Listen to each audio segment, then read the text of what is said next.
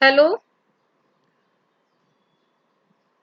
मेरे इस online lecture 4 जो कि न्यूक्लियर मैग्नेटिक मोमेंट पर है, आप सभी स्टूडेंट्स का स्वागत है। इस लेक्चर में मैं आपको न्यूक्लियर मैग्नेटिक मोमेंट के बारे में पढ़ाऊंगी, जो कि बीएससी पार्ट 3 का बहुत इम्पोर्टेंट टॉपिक है और न्यूक्लियस प्रॉपर्टीज के अंतर्गत ही आता है। अभी तक हमने जितनी भी प्रॉपर्टीज पिछले लेक्चर्स के थ्रू पढ़ी हैं वो है mass number, charge number, nuclear mass, nuclear radii और न्यूक्लियर स्पिन एंगुलर मोमेंटम। इस लेक्चर में हम पढ़ने वाले हैं न्यूक्लियर मैग्नेटिक मोमेंट के बारे में, और जो फर्दर हमारे लेक्चर्स होंगे उनमें हम nuclear electric quadruple moment, nuclear parity और न्यूक्लियर आइसोस्पिन के बारे में पढ़ेंगे। ये हमारा ब्रीफ इंट्रोडक्शन है, जिसकी वजह जो कि हमारे लेक्चर्स के लिए जरूरी है। अब हम आते हैं हमारे मेन टॉपिक पर, न्यूक्लियर मैग्नेटिक मोमेंट। कि न्यूक्लियर मैग्नेटिक मोमेंट होता क्या है। जैसा कि आप सभी फिजिक्स के स्टूडेंट जानते हैं कि जब भी कोई चार्ज पार्टिकल मूव करता है किसी भी एक सर्टेन ऑर्बिट में, तो उसके कारण एक मैग्नेटिक मोमेंट प्रोड्यूस होता है। अगर हम इलेक्ट्रॉन की बात करते हैं तो इलेक्ट्रॉन जो है वो एटम के अंदर न्यूक्लियस के चारों ओर विभिन्न ऑर्बिट्स में चक्कर लगाता है, जिसकी वजह से इलेक्ट्रॉन का एक मैग्नेटिक मोमेंट होता है। ठीक है। और जो ये मैग्नेटिक मोमेंट होता है वो एंगुलर मोमेंटम, जो उस चार्ज पार्टिकल का एंगुलर मोमेंटम है उसके डायरेक्टली प्रोपोर्शनल होता है। ठीक है।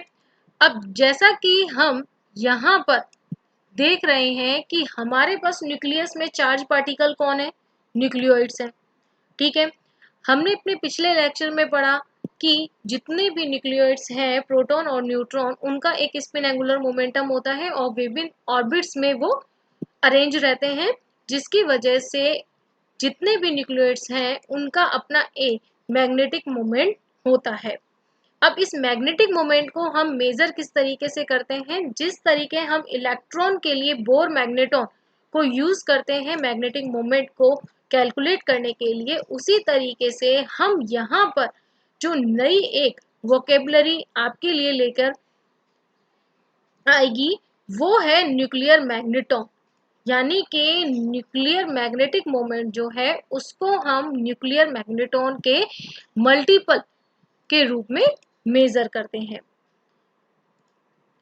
अब इसके इस एक प्रॉपर्टी के न्यूक्लियर मैग्नेटिक मोमेंट जो प्रॉपर्टी है उसके क्या क्या कैरेक्टरिस्टिक्स हैं उनको हम पढ़ेंगे। कि न्यूक्लियर मैग्नेटॉन, जैसे बोर मैग्नेटॉन था तो न्यूक्लियर मैग्नेटॉन जो है उसके लिए यहाँ पर फॉर्मूला दिया हुआ है कि E H cross E charge of proton, H cross upon 2 MP is here is the mass of proton, जिसकी वैल्यू इतनी होती है। मैग्नेटिक मोमेंट म्यू जे जो है वो स्पिन एंगुलर मोमेंटम जे की तरह ही एक वेक्टर क्वांटिटी होती है।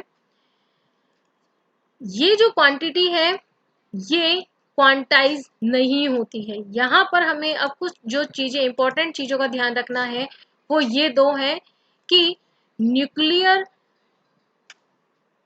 जो मैग्नेटिक मोमेंट क्वांटिटी है वो क्वांटाइज नहीं होती है, और सेकेंड चीज कि न्यूक्लियर मैग्नेटिक मोमेंट जो है वो कंजर्व नहीं रहता है, यानी उसके लिए कोई कंजर्वेशन लॉ नहीं है। और जैसा कि हमने पिछले लेक्चर में आपको बताया कि न्यूक्लियर एंगुलर मोमेंटम को हम मैग्नीट्यूड और डायरेक्शन को एक साथ मेजर नहीं कर सकते, तो वहीं जो कुछ जो प्रॉपर्टीज हैं इसकी कैरेक्टरिस्टिक्स हैं वो सेम उसी की तरह ही हैं और कुछ अलग हैं। तो यहाँ पर जो ये कैरेक्टरिस्टिक है कि मैग्नीट्यूड और डायरेक्शन जो है मैग्नेटिक मोमेंट का वो हम साइमल्टेनियसली मेजर नहीं कर सकते हैं। और इसके बाद जो इम्पोर्टेंट सबसे इम्पोर्टेंट जो टॉपिक है इसका कैरेक्टरिस्टिक है वो है ये वाला कि म्यू जे को हम फिर मेजर किस तरीके से करें, तो उसके लिए हम यूज करते हैं क्वांटम मैकेनिक्स का, जिसमें कि हम विभिन्न जो फिजिकल क्वांटिटीज हैं उनके लिए हम ऑपरेटर डिसाइड करते हैं। तो मैग्नेटिक मोमेंट जो है उसको हम उन्हीं ऑपरेटर्स, तो हर प्रॉपर्टी के लिए, हर एक क्वांटिटी के लिए ऑपरेटर है, तो मैग्नेटिक मोमेंट के लिए जो ऑपरेटर डिसाइड किया गया है क्वांटम मैकेनिक्स में, उसकी एक्सपेक्टेशन वैल्यू निकाल करके हम मैग्नेटिक मोमेंट को मेजर करते हैं। अब यहाँ पर मैग्नेटिक मोमेंट के लिए ये फॉर्मूला दिया हुआ है कि mu J is equal to g J capital J mu N. तो जहां पर कि हमें पता है जे एंगुलर मोमेंटम है, म्यू एन न्यूक्लियर मैग्नेटॉन है, और जी जे जो है ये है जी फैक्टर। यहाँ पर हमने न्यूक्लियर जी फैक्टर इसको हमने नाम दिया है। तो G J is equal to mu J upon mu N upon में जे। तो जी जे जो है वो एक डायमेंशन लेस क्वांटिटी होती है, और इसकी जो डेफिनेशन है वो यहाँ पर दी हुई है कि this is the ratio of nuclear magnetic moment in units of nuclear magneton and corresponding nuclear magneton quantum number of the nucleus is defined as the nuclear g factor. और यहाँ पर हम दोनों प्रोटॉन और न्यूट्रॉन के लिए यहाँ पर इनकी वैल्यूज हमने दी हुई हैं। प्रोटॉन के लिए जी फैक्टर की वैल्यू पॉजिटिव होती है और न्यूट्रॉन के लिए माइनस होती है।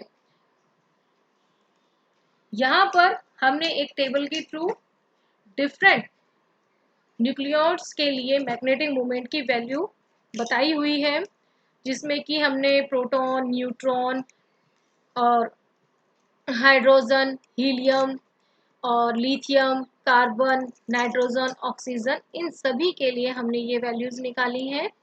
और यहाँ पर इनके करस्पॉन्डिंग जो जे की वैल्यूज हैं वो यहाँ दी हुई हैं, और कैलकुलेट करने के बाद जो म्यूजे की वैल्यू आती है वो इस टेबल में यहाँ पर है। तो छोटा टॉपिक था, लेकिन आपकी प्रॉपर्टीज ऑफ न्यूक्लियस में काफ़ी अच्छा है। और इसके बाद अब हम नेक्स्ट जो लेक्चर होंगे वो फर्दर आपके प्रॉपर्टीज के बारे में पढ़ेंगे, और इन दोनों लेक्चर्स थर्ड और फोर्थ लेक्चर के बेसिस पर मैं एक असाइनमेंट देने वाली हूँ। तो आप सभी उनको वीडियोस को देखें, लेक्चर्स को अच्छे से समझें और अपने असाइनमेंट को करने की कोशिश करें, और जल्द से जल्द उस असाइनमेंट को सबमिट कराएं। Thank you so much.